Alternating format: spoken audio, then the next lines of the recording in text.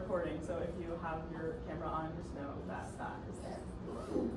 And with that, I will begin. I want to say, again, a huge thank you to everyone here, first of all.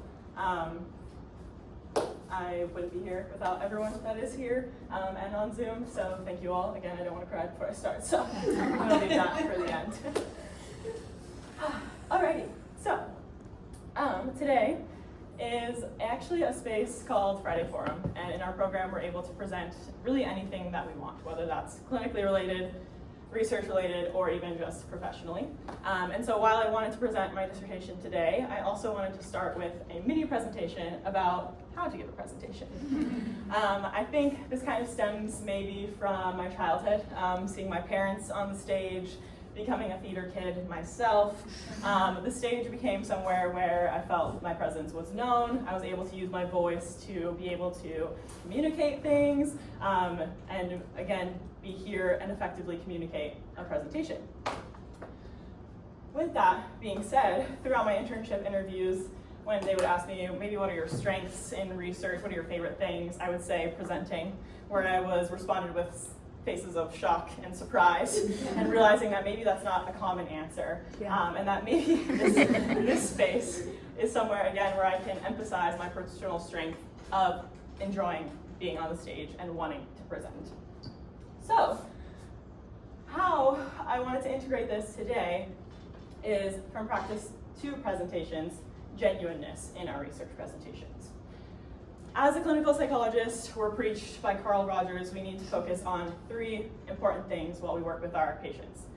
Unconditional positive regard, empathy, of course, and genuineness. Genuineness so that we're able to build rapport with our patients throughout our time with them, and that way we're able to create an open, non-judgmental space where they're able to share those experiences with us and feel comfortable in doing that. And through that, again, we have to be able to effectively communicate with our patients to do that. But my question, I guess, is why do we then not incorporate that within our presentations, within our research? Because just like today, while I'm communicating with my patients, I'm also communicating to all of you. And I need to effectively communicate with everyone in this room so that not only does my mentor or maybe my lab mates take away something that maybe they can integrate in their research, but that everyone takes away something from this presentation. So, again, throughout grad school, I've attended various conferences, various presentations, and I've seen a breadth of presentations, if you will. And I think throughout that, I've seen that maybe lack of genuinity. Again, people being able to be themselves in presentations, etc. So, what I wanted to start today was talking about professionalism. When we think about professionalism, actually, I want to ask everyone here, what comes to mind? What do you think of when you hear be professional, act in a professional way? Yeah. Maybe like the way that you dress or just how you come across, the language you use. Yep, so professional wear, how we talk, etc., how we look. Not offending other people. Yes, yep.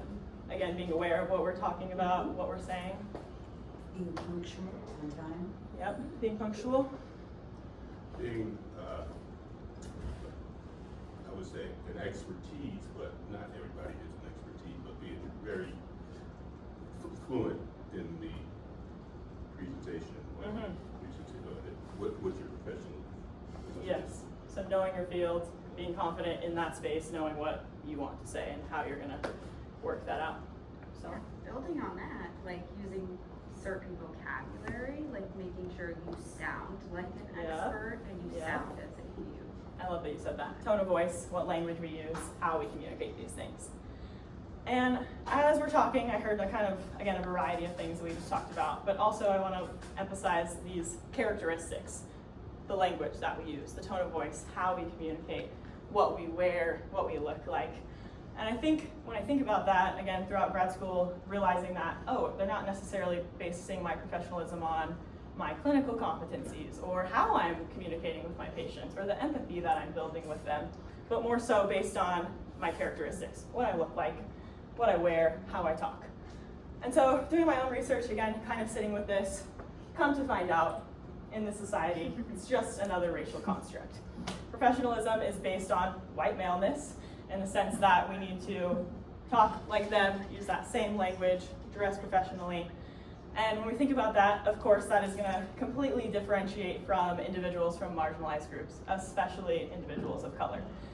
Individuals of color are more likely to have their own sense of style that's maybe different, or wear their hair differently.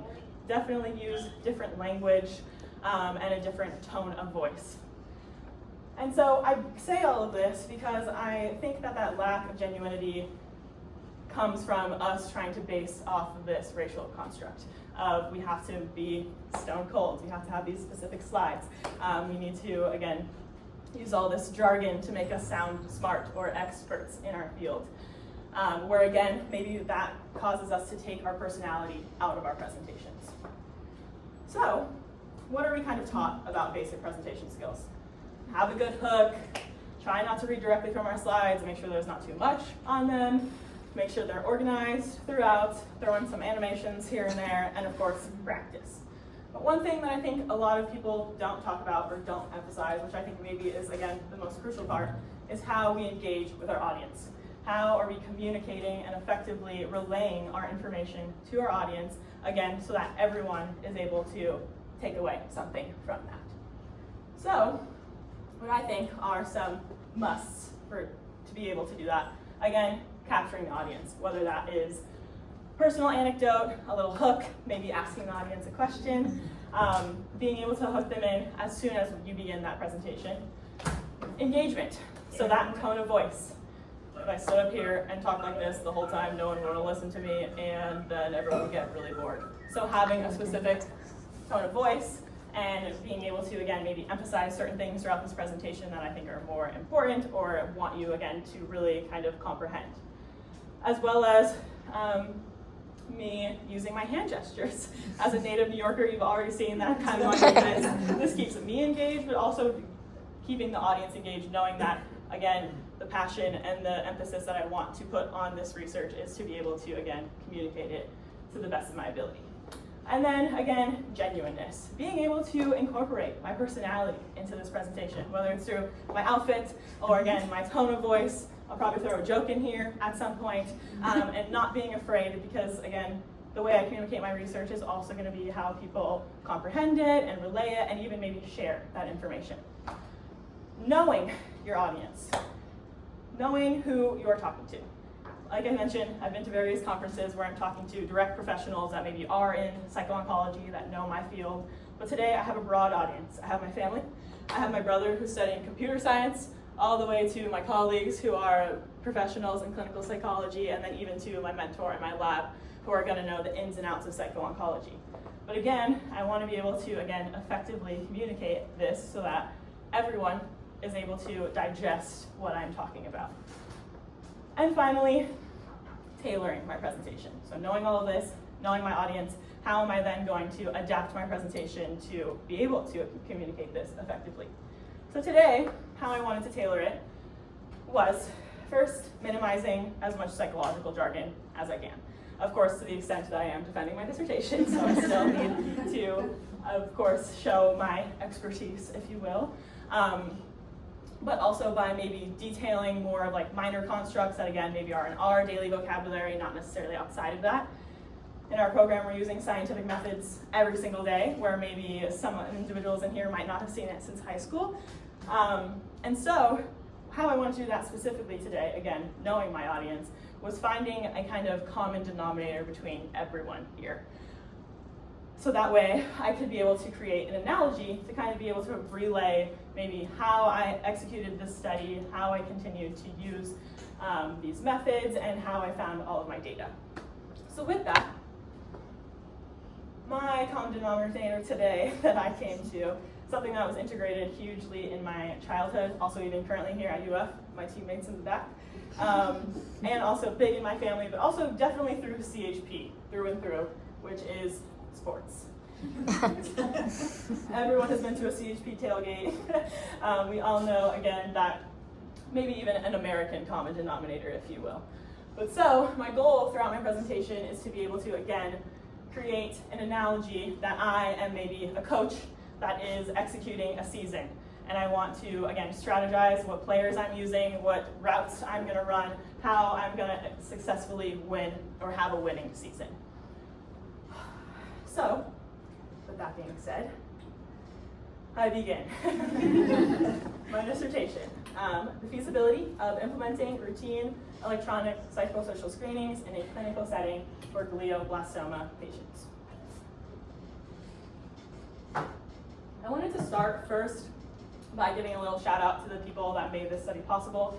I would not be here, my study and my data would not be here without the patients that willingly sacrificed their time and energy to participate in my study and provide me the data that I'm presenting today, as well as the families that lost loved ones throughout the course of my study. And of course, my best friend Mackenzie, my Uncle Sean, and my Auntie Jo, whose cancer experiences continue to fuel my passion for this work. So, the mind-body relationship. When I came into graduate school, I knew I wanted to go into psycho-oncology. I knew that was kind of going to be my goal, and I was interested in assessing cancer patients' mental health. Knowing that when a patient is given a diagnosis of cancer, we've seen in the research that it can increase anxiety, also increase depression symptoms, as well as even cause adjustment disorder, so dealing with the adjustment of this new disease and seeing life in that new lens. And so we've seen that individuals that do have anxiety or depression throughout their treatment course of cancer also have poor treatment outcomes. So they have poor treatment adherence, so maybe not being able to stick with that medication regimen as well as they should be, or even attending doctor's appointments. We also see that they have longer hospital stays, as well as increased desire for death, and even increased risk of progression, so worsening of disease, or even mortality. So with that being said, I then became interested in looking at the opposite. If this cancer diagnosis and these physical symptoms that they're experiencing can impact their mental health, why can't we also see the opposite? We preach this mind-body relationship in society, that they interact constantly. It's kind of a vicious cycle. So if our cancer patients are dealing with mental health, why would that not also impact those physical outcomes or their disease outcomes throughout their treatment? And so that's where I kind of got my motivation for my study today. So first I had to, of course, do my research and watch some film. What have other coaches done? What have they done before? What has been successful? How can I use what they did to then create my study and learn and adapt and improve from that? So first, glioblastoma, which I'll probably refer to as a GBM. Glioblastoma is the most aggressive type of brain tumor. There is a 5-year survival rate of 6.9%, and there is currently no curable treatment for a glioblastoma, so technically an advanced terminal disease. With that being said, they're often treated with surgery, so brain or tumor resection, as well as radiation therapy, chemotherapy, and sometimes even immunotherapy. And with that, even prior to diagnoses, but also throughout treatment, they can experience symptoms such as seizures, headaches, fatigue, pain, nausea, vomiting, vision difficulties, and cognitive deficits. So how our brain is functioning, how we process things, our memory, etc. And so I think that's also why I became so interested in this population, because not only, again, are they experiencing this cancer diagnosis that is causing them distress already, but now this tumor has a direct impact on their physical functioning, their cognition, as well as their mental health. However, there's currently a lack of research on glioblastoma's psychosocial burdens that they experience throughout the treatment course.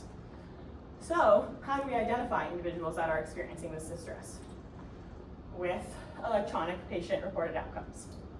These contain questionnaires that can include physical symptoms as well as mental health symptoms. That gives the patients a space to provide their own kind of self-report of what they're experiencing throughout that treatment. And this has been seen to be a pretty effective systematic approach to be able to monitor patients' symptoms throughout the treatment course, as well as discuss these concerns with them in their appointments, and also be able to provide them resources to additional supportive care. Including psychology, cognitive rehabilitation, speech, palliative care, etc., to be able to, again, provide additional interventions that may minimize or help that distress. We've also seen... Anjelica. Can we just make sure that everybody has their audio on mute, please? Please. Everybody on Zoom. Thank you. So we've seen that providers have actually reported improved usability using ePros because our patients are able to receive them through their medical chart. So I know everyone here probably has a portal where you're able to see all your appointments, your medication. From there, our patients can complete it right there. It gets sent to our provider immediately and with all the scores and also even interpretations of the scores. So it makes it really easy for providers to be able to have discussions about it, know kind of maybe what those concerns are that they're talking about, as well as even shortening their appointments so that they don't have to go over all these questions throughout their routine appointments. Someone is still not muted. Can you mute yourself? So specifically, I chose Promise Cat ePros. So Promise Cat is a patient-reported measuring system that is highly validated within our cancer population. And specifically, I wanted to use CAT tools, which are computer adaptive tools. So these questionnaires actually adapt to how a patient is answering them, whether that's giving them specific questions as well as even the range of questions. So patients could receive between 4 to 12 questions. Implementing these, I hoped that this would, again, target specifically GBM patients' symptoms that they are experiencing, as well as hopefully minimizing as much burden as possible, not giving them 100 questions to go through. So while this all sounds fine and dandy, is it feasible? To know if an intervention or assessment is going to be feasible or successful in a specific population or in a specific setting, we have to assess the feasibility of it. Are patients willing to do this? Are providers willing to integrate this?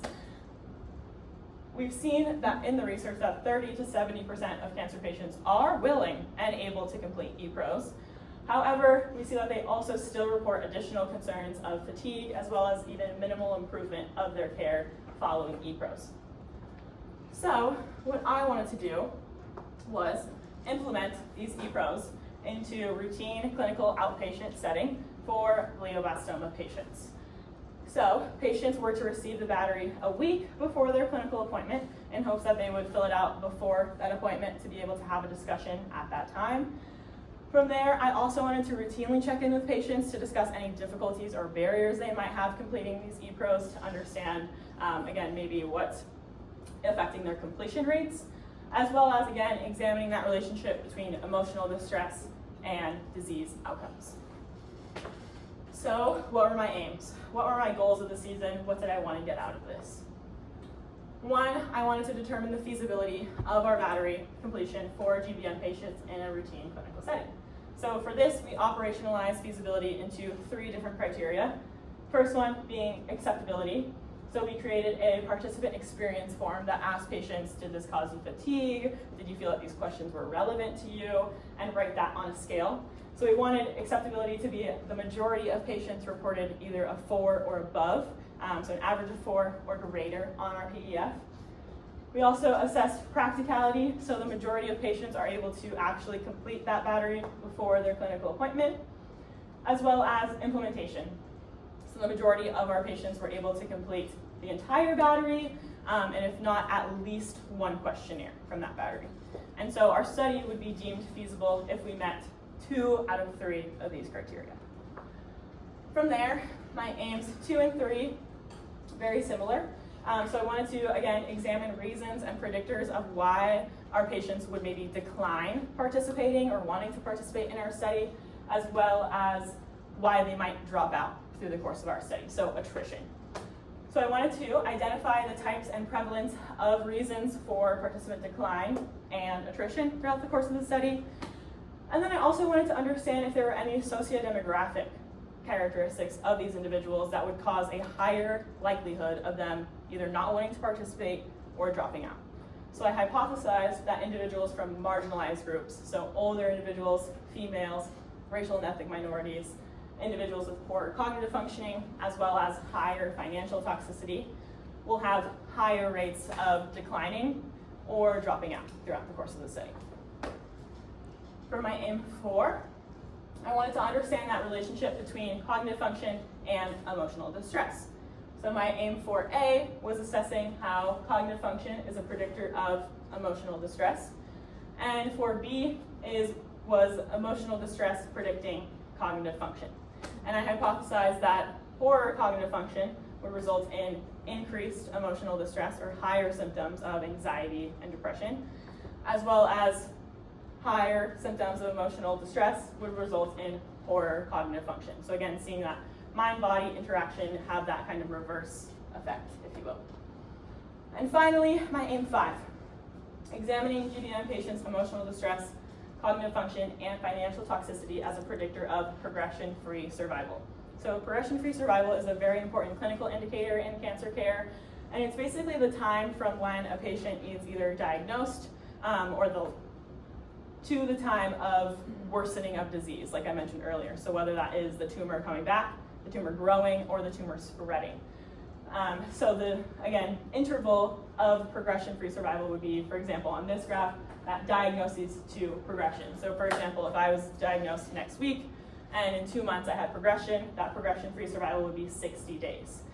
So I hypothesized that individuals with greater anxiety, greater depression, lower reported cognitive functioning, and higher financial toxicity, so difficulty with finances throughout that treatment course, would have a shorter progression-free survival. So they would experience worsening of disease quicker than individuals that wouldn't experience these symptoms.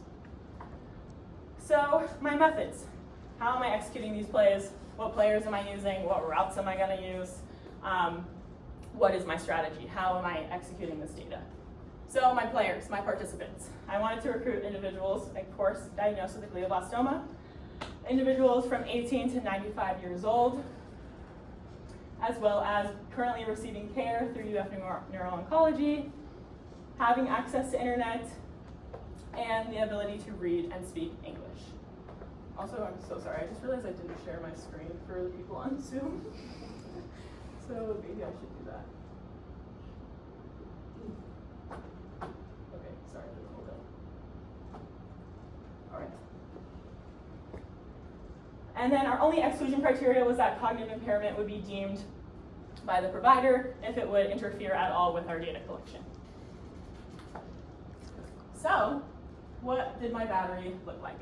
At baseline, you can see it's quite longer. I wanted to collect some background information, again, demographics of our patients, as well as medication history, treatment history, and then the PROMIS CAT tools that I mentioned. So I included domains of anxiety, depression, cognitive function, physical function, pain interference, and the ability to participate in social roles. And then from there, we included our financial toxicity measure, so the facet cost, and then the participant experience form that I mentioned earlier. However, after that initial enrollment in our study, at follow-up, they only received our PROMIS CAT measures on a clinical routine basis. And then at every other follow-up, we assessed financial toxicity again and participant experience form to be able to assess these measures longitudinally as well. So what did I measure? First, again, feasibility with the criteria that I explained a little bit earlier, as well as participation decline and attrition, cognitive function and emotional distress using level 1 and 2 effects within and between person, as well as progression-free survival. And then my predictors using those PROMIS CAT tools as well. Again, financial toxicity, and then sociodemographic factors including age, sex, income, and minority status. So for my data collection, I collected data from this last July all the way to January 2025. And initially, I approached patients in the clinic and asked them, giving kind of a brief summary about the study, asking them if they'd want to participate. If right off the bat they said, no, Anjelica, that's not for me, we gave them a participant decline form. So also being able to collect sociodemographic information on those patients and reasons for why they might not have wanted to participate. From there, if they said yes, they were provided that baseline battery at that enrollment, and then following that were the follow-up assessments. So they received their battery through their medical chart a week before their routine clinical appointment. Our goal was to have at least 8 weeks in between each follow-up to have consistent longitudinal data. If a patient did not have an appointment within that time frame, we manually distributed it. And we wanted a goal of 3 follow-ups to have at least 6 months of longitudinal data. So, my statistical analyses. Okay, this was put on me. Okay.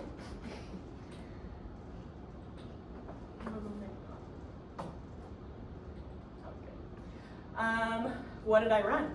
I used SPSS and R, actually. And I ran first for my aim 1, descriptive statistics to assess feasibility.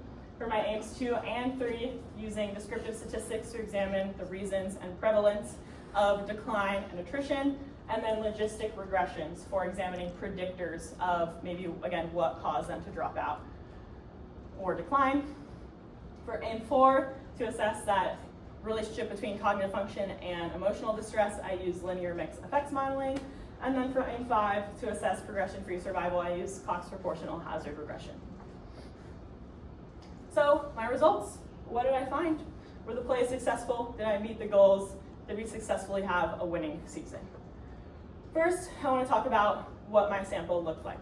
So we had a total of 35 individuals participate in our study, and it ended up being primarily, oh, that's not going to work out either.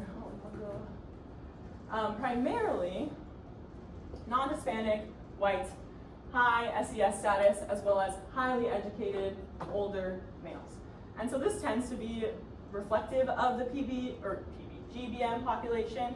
However, of course, again, we want to be able to understand racial and ethnic minorities' experiences as well. But so you can see we had an average age of 60 years old, as well as a 60-40 split between males and females. Again, 85% white, with only 4 individuals identifying as Hispanic. And again, primarily high SES.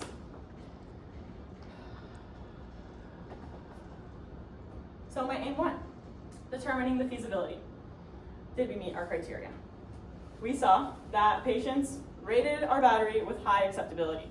So our patients, at least 90% of them reported an average of 4 or above on that participant experience form, showing that they didn't mind too much completing the battery.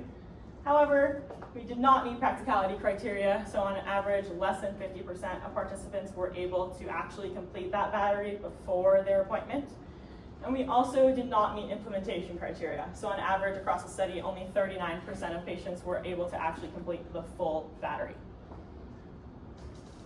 From there, aim 2, A being assessing, again, participation decline. We saw that out of 45 patients that I approached, 22.2% declined participation. So 10 individuals declined wanting to participate in my study. With those individuals being primarily female, 2 individuals identifying as African American and 2 individuals identifying as Hispanic. So what were their reasonings?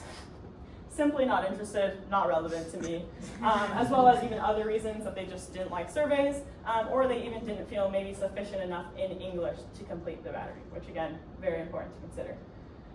So were any of their sociodemographic characteristics predictive of not wanting to participate in my study? So we saw that, like you just saw, primarily women being more likely to decline participating in my study. So while we didn't see any statistical significance with racial and ethnic minority or age, I did want to point out this very large odds ratio, which also indicates a large effect size, which can indicate that our sample didn't have high statistical power. And with a sample of 10, that's kind of hard to do. However, this large odds ratio also indicates that if we had a larger sample, we could have seen significance within racial and ethnic minorities not wanting to participate in our study. Specifically, again, being that you saw 2 of those individuals were Black, and they were actually Black females, as well as 2 individuals being Hispanic. So for aim 3A, understanding participant attrition throughout the course of the study and maybe why they withdrew. You can see down the middle is how many patients were sent the battery at each follow-up and how many actually completed it. And then on the right, you can see the reasonings for why they dropped out. So at first, at follow-up 1 being 3 withdrawing, 1 discontinuing due to psychiatric comorbidities, 1 due to disease progression, and 1 due to death. At follow-up 2, 1 withdrawing. At follow-up 3, again, 1 withdrawing, as well as 1 due to disease progression and 1 due to death. And then our final follow-up 4 was due to investigator withdrawal because the patient lost access to their medical chart, so not being able to complete that battery. So again, were there any characteristics of these patients that we would see a higher likelihood of them wanting to drop out? Unfortunately, we didn't. Sex, age, and cognitive function were not statistically significant or predictive of withdrawal throughout the course of the study. And I also wanted to mention there weren't any patients who dropped out that identified as racial and ethnic minorities or of low SES, so we weren't able to include those characteristics in our analyses. A4, we saw that cognitive function significantly predicted between person anxiety and depression symptoms. So what that means, on average, an individual that reported poorer cognitive functioning, so difficulties again, processing things, memory, also reported higher anxiety and depression symptoms. And then we also saw the opposite. So anxiety and depression also significantly predicting between person cognitive functioning. So again, on average, an individual that reported higher anxiety, higher depression also was experiencing poorer cognition. So that's supporting our hypothesis, again, seeing that mind-body interaction that we were hoping for. And then finally, my aim 5. We saw that anxiety, cognitive function, and financial toxicity were significantly associated with disease progression. So our individuals that reported higher anxiety symptoms, as well as poorer cognition and higher financial toxicity, had a higher hazard ratio of experiencing disease progression compared to individuals that weren't experiencing the severity of these symptoms. So to display this, I kind of want to show some graphs. So these are survival curves that show progression-free survival. So you can see here again, like I mentioned, that interval or days to experiencing disease progression. And you can see the red line are individuals that experience moderate to severe symptoms of anxiety or cognitive function, and the blue line is normal to mild symptoms. So you can see that kind of drop off here with our moderate to severe group, having that shorter progression-free survival, as well as here with cognitive functioning.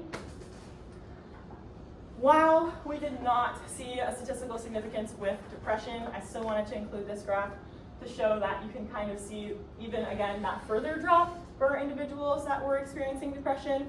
However, again, it wasn't significant. I think this might be mainly due to our sample. Our individuals that didn't, or that experienced disease progression, didn't necessarily report moderate to severe depression symptoms. So also wondering maybe in the future if maybe depression is a post-disease progression experience, and that maybe anxiety, that higher distress is more related to disease progression. And then again, as well as financial toxicity. So with that, what did we learn? What are our takeaways? Where did we go next? First, being that we saw that patients reported high acceptability towards the battery. So important to note again that they are willing to do this. However, we didn't see that they were able to complete the battery before their appointment. So even if they were willing to do it, maybe something interfered with them for actually being able to complete the battery. So with that, I kind of wanted to go in first. I wanted to quote one of my participants. Life has a way to interrupt my intent of doing things in a timely manner. And I think we can all relate with this. Life tends to always get in the way, always interfere, let alone with an individual with a cancer diagnosis. They are now experiencing multiple doctor's appointments, multiple doctors, again, treatment, side effects, etc. So knowing that and knowing as providers how we can minimize, I guess, what we are putting on our patients, again, the burden, because again, they are experiencing so many of these additional life factors. So I wanted to kind of go into feasibility that I experienced, that wasn't technically our criteria, but what I saw conducting this study. So again, while participant decline wasn't a feasibility criteria, I think it's incredibly important to note. And again, while 22% sounds very small, and again, it was only 10, if I approached 100 individuals and had 20 decline, that's a pretty significant number. And again, if those individuals are from racial and ethnic minorities, we're missing out on those experiences that we're able to include in our data. We also saw that 43% of patients had to have caregivers complete it or either help them complete it, which, like I just said, the last thing I want to do is add burden to our patients, let alone our caregivers. Our caregivers are taking care of these patients 24/7, let alone if they have kids or other family lifestyles, factors that they have to take care of. The last thing I want to do is add it to their plate. So again, trying to figure out how we can minimize that, as well as that also causes report bias. If our patient doesn't feel comfortable maybe telling their loved one, yeah, I am experiencing depression, I am experiencing anxiety, they might minimize those symptoms. As well as I saw even in the room, maybe caregivers like, okay, so on a scale of 1 to 4, what anxiety are you experiencing? And maybe the relay of those questions also being misinterpreted. So that possibly, again, skewing individuals' scores. We also saw 40% of patients decline due to their disease, their prognosis difficulties, whether that was vision, just being overwhelmed as well. So knowing that this could also be a barrier towards them wanting to complete ePros, as well as patients needing troubleshooting with their electronic medical record. I felt like an IT at some point throughout this course of the study, kind of troubleshooting again where the battery was, how they got to it. So knowing that in this older population, that could also be difficult for them to complete. And finally, since they weren't able to complete the battery before that appointment, discussions about that distress was postponed. So whether that was another 4 weeks until they saw Dr. G, that they were able to actually have that conversation, we're missing kind of, again, that gap that maybe they are experiencing that high distress to be able to intervene with these patients. So again, noting that we saw that willingness, but maybe not practicality or not implementation, and maybe that discrepancy being related to disease factors as well as technology literacy. Again, we saw that bi-directional relationship, so the relationship between cognitive function and emotional distress being associated with each other, seeing that mind-body relationship and understanding that throughout a patient's treatment course, as well as, again, individuals' anxiety, cognition, and financial toxicity causing that increased hazard of progression or being associated with disease progression. So how do we clinically implicate this? Seeing that GBM patients' psychosocial distress may have a direct association with disease progression is incredibly important, and how we can utilize that is implementing ePros to be able to use them as clinical indicators of treatment outcomes. Identifying patients that do report high anxiety or poor cognition, maybe at the start of diagnoses or early on, to be able to understand that they may experience that disease progression sooner than their counterparts. And again, with that, being able to monitor their symptoms of emotional distress and cognition to be able to refer them to that additional supportive care. If we can provide psychological intervention or cognitive rehabilitation throughout their treatment course to be able to minimize their distress or improve their cognition, we can also use that to hopefully also improve their quality of life. So with every study, they have their strengths and limitations. So some strengths of the study, again, like I mentioned, a lot of studies don't necessarily evaluate routine battery feasibility, so first understanding, is this sustainable in this setting with these patients? Again, assessing GBM-specific quality of life, and then examining that interaction between emotional distress and disease progression. Some limitations, again, being a small sample size as well as lacking representation of racial and ethnic minorities in our sample. While this, again, could be further improved, I also want to emphasize the importance that while this sample size was small, and we still found these significant associations between these disease-related factors and emotional distress. So knowing that maybe in a larger sample size with more people, we would find stronger associations or more statistically significant data, as well as patients being recruited at various stages of disease. So with that, was it successful? Was the study successful? Did our stats accurately reflect our season? And comes my most unfortunate analogy of the day. This study reminds me of my own team, the New York Knicks. While we made history making the Eastern Conference Finals in the last 25 years, we still fell short. Carl Anthony had 4 fouls, Jalen Brunson got beat up on defense. However, that's also what I've learned of why I love research, because even when we fall short, even if I don't have statistically significant data, where are we going from here? How am I improving this? What am I doing next season? Where are we going? So with that, future directions.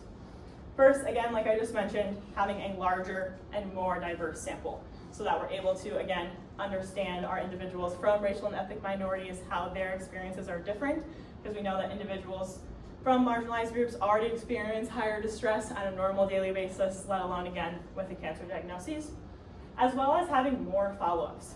I think if we were able to collect data even longer time period, we could have again found even stronger associations, but even associations between emotional distress and mortality. That was something that I was interested in looking at here. And so being able to, again, collect longer data, I think that would hopefully be able to find that. And I think as an implementation scientist, it's incredibly important for me because as I go throughout my career, I'm gonna have to talk to various providers, various probably CEOs, maybe even business people to convey my message that this is important to implement. And if I'm able to say that individuals with the glioblastoma that have high anxiety also have increased risk of death, that can again show the importance of implementing EPROs. Using validated feasibility measures, specifically for acceptability, so maybe we're able to attach some clinical importance and significance to that, as well as shortening the length of the battery. All of our patients would rather 2 questions for each domain even than 4, as well as integrating it into our appointment check-ins. If our patients are able to be given an iPad right when they check in for that appointment and complete that ePro, it can still go back to our provider immediately with scores so that he's able to, again, talk about it in that appointment. So that hopefully, again, removes the gap of discussions about emotional distress being pushed off, and also hopefully makes or gives patients easier access to be able to complete this and improving that practicality piece that we saw. Again, implementing routine psychosocial screenings for GBM patients so that we're able to identify these patients and provide intervention. When we're able to provide, again, this psychological intervention to either minimize that anxiety or depression or improve their cognition, we can see, again, that vice versa relationship between that, but again, improving our patients' quality of life.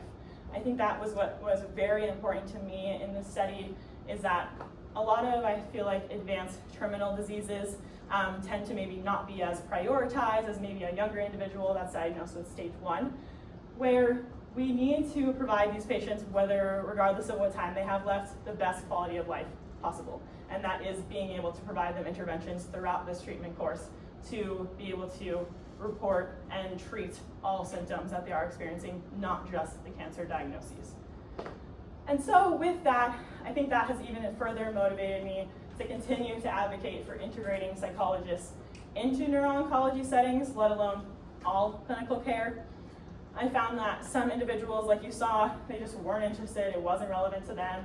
Or even some individuals that I approach would say, you know, Anjelica, I don't think I'm right for this study, I don't experience anxiety or depression, like maybe it's not a good fit.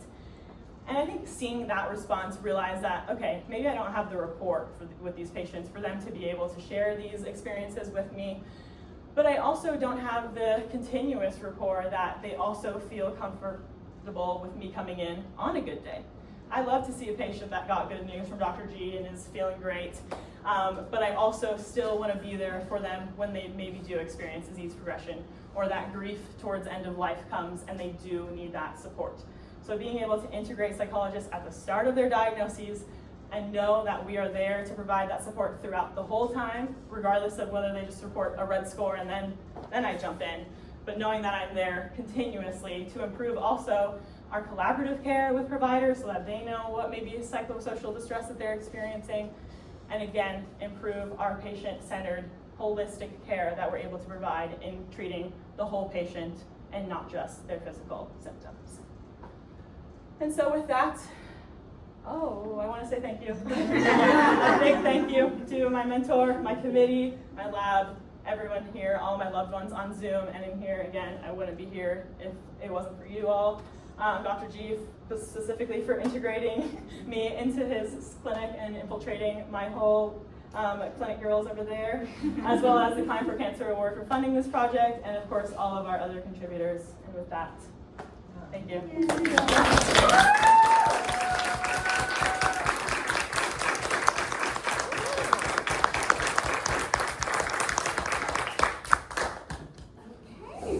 Thank you, Anjelica.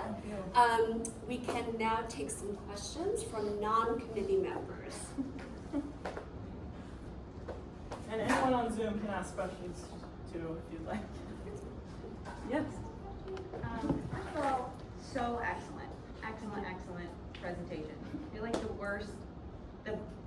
the indicator of the worst presentations are when you have no questions because you didn't understand a word, and I've unlimited, so we can probably talk about it.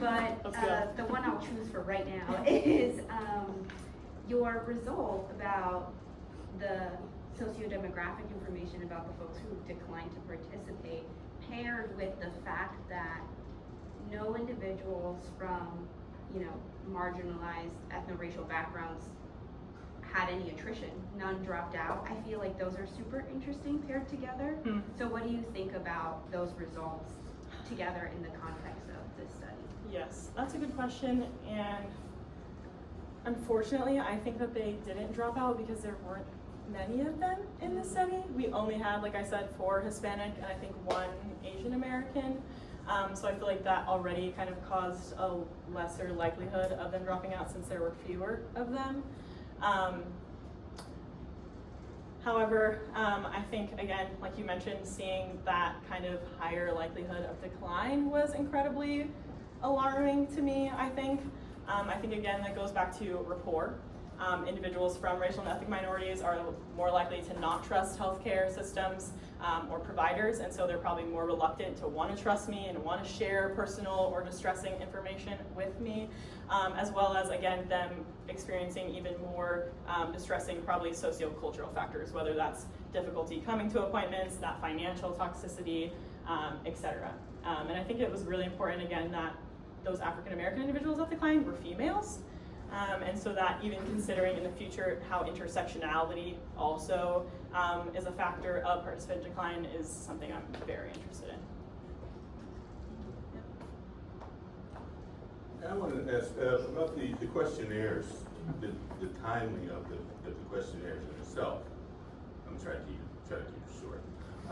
But is there like pre-questions before the questionnaires? Because I know at some points of days, some points of weeks, where people have different mood swings. So you can get different answers at those. Yeah. Were the patients given a specific time to do the questionnaires, or specific days, or? Yes. They were given a specific date, but was there something to say, oh, well, did you eat this morning? Or did you how do you feel before answering these questions?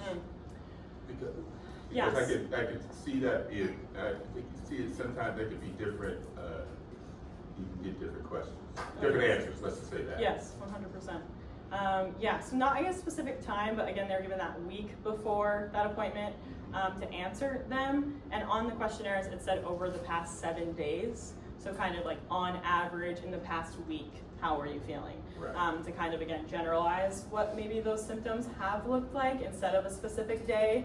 Because again, I think that could even cause more discrepancy with follow-up if we said, okay, on this day, what are you feeling like? And then maybe we didn't address it until 4 months later. Yeah, does that answer your question? Yeah, that is, I guess I can go even deeper as like if somebody had a bad day, that particular day, that week could be disappointing. Yeah. But it could have been a perfect week. Yeah. But that specific day, right before they answered these questions, all of a sudden, Yep. those numbers are skewed. Yeah, definitely. And I think we even talked about this too, that patients that maybe didn't complete it, when I did check in with them and say, hey, like maybe why didn't you do this? Are you still willing to? Some of them even completed it after they saw Dr. G, which I think can also even implicate how they answered, because if they saw him and he said, you're experiencing disease progression, that would completely alter their answers. Right.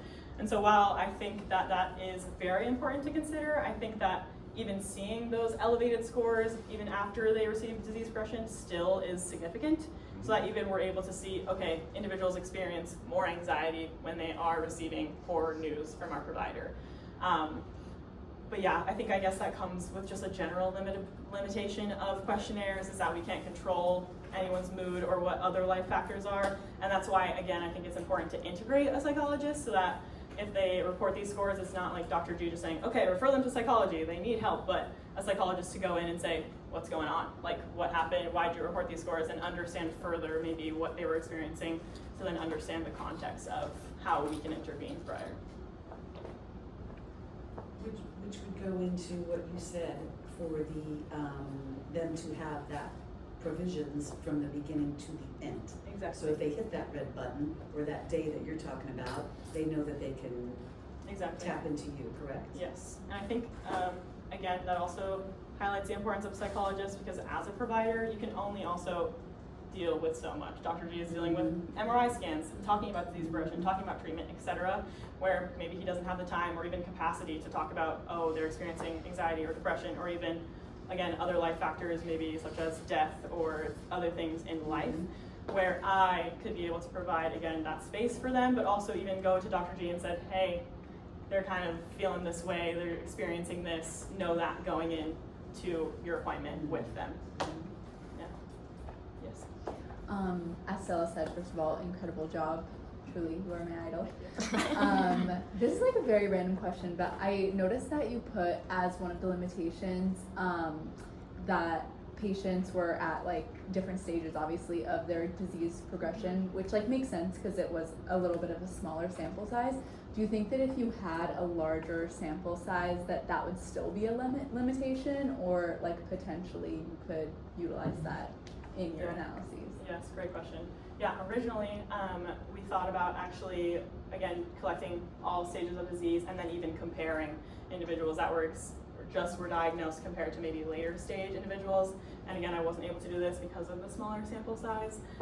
But I guess I think about with like specifically progression-free survival and seeing whether those predictors impact or are associated with disease progression, it would be, I think, highly valuable to see, okay, all of these patients were diagnosed right around this time or newly diagnosed, to be able to kind of have that linear comparison of kind of all those individuals. Mm-hmm.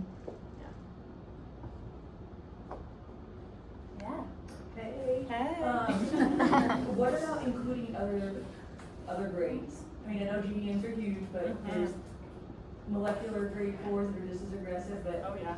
just because it's not identified as a malignant tumor doesn't mean that it's not life-threatening given the location of where it is. Mhm.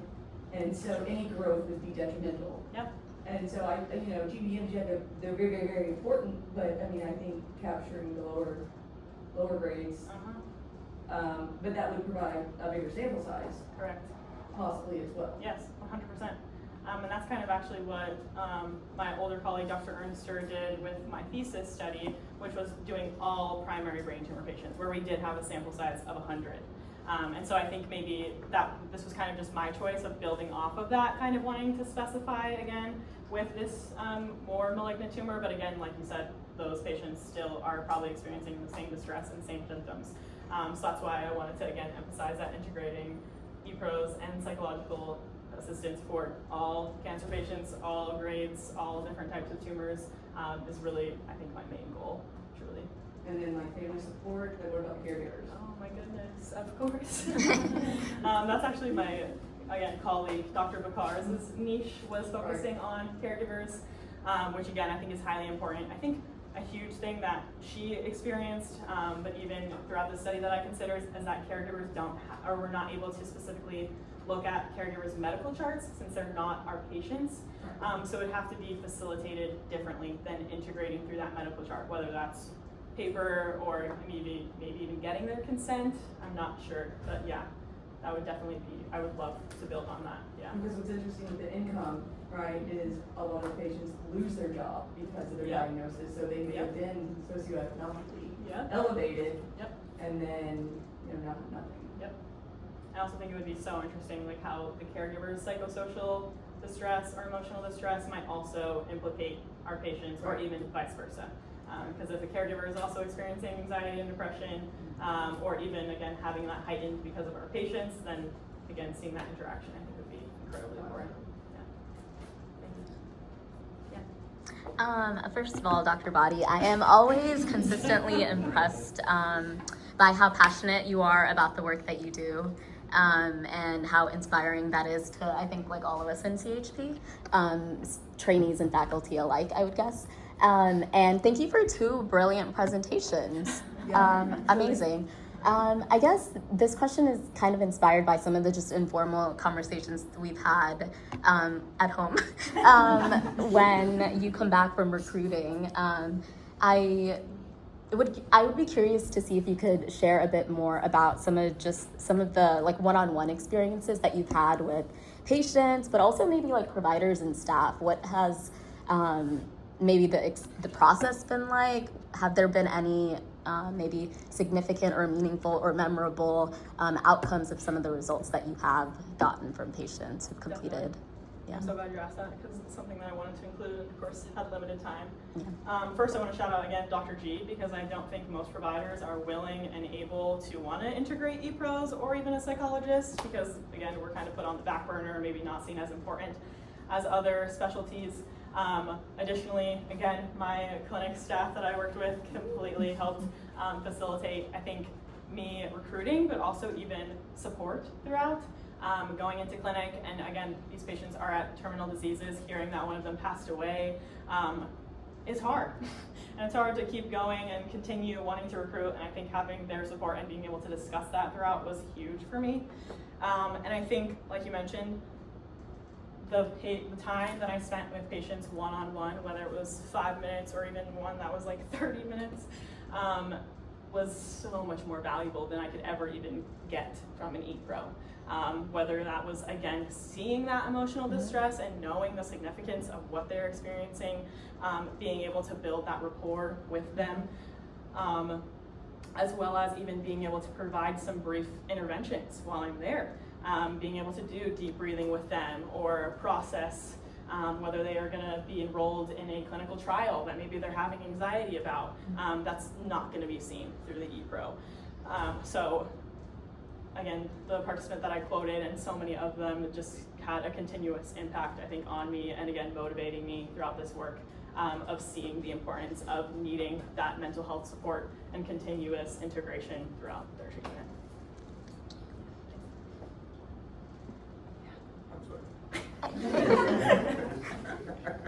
I forgot to say, great job, Dr. But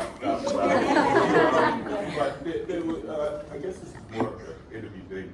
Getting into, getting off of the subject, not really off the subject, but can you give us or point out some of the highs and points of this study that you have found? Going back to your terminology with sports, there are plays that are set up, but those plays didn't work. So, and you didn't score goals. So you had to go back and adjust and pivot into something that is more successful. So did you run into that? Can you give us maybe one example or something where you improved it? Or frustration that you ran into that didn't improve? That we'd like to hear that. Yeah. One thing that I think about was, again, how I was integrated into the clinic. I think working with Dr. G for so long, it's kind of just been kind of figuring out where I belong or when I can go see patients, etc. And so sometimes, of course, again, whether it's the news that Dr. G provides or even just the length of their waiting time, some of these patients are coming from 2 hours away in Ocala, driving at 6 a.m. to get an MRI in the morning and then seeing Dr. G later in the day. They're exhausted. And so by the time he finishes and he's like, okay, we're done, they're out the door. Where I think also that's where I maybe missed some individuals of possibly recruiting. So being able to kind of strategize, like, okay, let me go in as soon as they come in to kind of get it right off the bat, and also not maybe have that information that Dr. G does provide possibly implicate their wanting to participate in my study, wanting to talk to me, as well as those scores. But I think overall, I guess, from the study, again, seeing the difficulties that our patients had with this, knowing that, again, I guess like a very future goal of mine to be able to kind of adapt to those plays is, again, integrating that psychologist to be able to minimize that burden of putting these questionnaires on patients, or maybe them not being able to complete it, as well as, again, even if it still is the e-pro, hopefully shortening the questionnaires by a lot. We all know that we get questionnaires from medical facilities and probably just like, okay, whatever, next. So hoping that if it's quite condensed, that maybe they would be more willing to do that as well. Thank you. Amazing. I think that, oh yes, you're up. Go ahead. Well, no, speaking to like the weaknesses, room allocation. Right. Yes. So in clinic, we're only given a certain amount of rooms, and each patient is different, and you can't prepare if somebody's going to be, have progressed or not, so that Yeah. may take longer than expected. Yep. The problem is not wanting to clog that flow, because when you go in, and I think it's important to have like a dedicated space for Yes. you facilitating, Yep. your interviews. And again, that's like a very, again, lofty goal of mine is the organization of a clinic and the structure of it, because again, in our society, I think it's just fast paced in general. Our providers want to see them, they want to give them the information and turn on to the next. They want to see all their patients in a, again, timely manner. And so that fast paced, I think, system is also what limits clinics' willingness and maybe even ability to integrate a psychologist. So again, that would be like a whole restructuring of our healthcare system. And I realize that in coming to grad school, I'm probably not going to do that. But I would love, again, that, again, being a conversation. And again, hopefully using this research to use as evidence that we should be kind of, again, improving our time with patients as well as effectively using rooms and turnover, et cetera. Did you have to coordinate while in clinic when you approach the patients? For instance, like patients that had MRIs prior, would you be able to utilize the time between their MRI and their appointment to approach them? That's why I kind of, again, wanted to, or said that I want to integrate it into like those check-ins. But even before that, because sometimes there's a couple hour gap. Or where would I find them? Well, that's what I'm saying, like, would there be a, well, they will stick around because home is 3 hours away. No, yeah, but like where would they, like they might be eating, they could be spending time with family that I also don't want to limit, they're already spending 3 hours. Yeah, so I guess it's understanding where they are at that time to address them, if that makes sense. But I definitely thought about going into the waiting room as well, but I also wanted to kind of limit the variability of how I administered it, so I didn't want to have some patients complete it in the waiting room, some in Dr. G's clinic, because then it also, I think, again, can convolute whether he gives them news, etc. If that makes sense.